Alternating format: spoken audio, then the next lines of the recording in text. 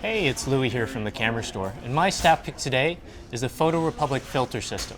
Now these are no Instagram filters. These are filters you put in front of your lens to really make your landscape photography stand out. You've got a few different types of filters here. Graduated filters. If you want to take down your sky, make it darker, especially if it's way too bright compared to your foreground. Got circular polarizer filters, really make your skies, greens and blues stand out, together with taking out haze and reducing reflections in your photographs.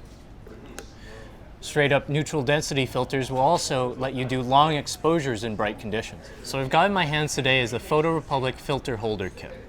Comes with its own array of 8 adapter rings from 52 to 82 millimeters. Along with that, it actually comes with its own circular polarizer. Now the filters themselves are a standard size, 100 millimeter Z size, made of optical glass, fit easily, and you could stack up to 3 in this holder kit. Together, all of that comes in a stylish leather carrying case. They're available to check out at photorepublik.thecamerastore.com.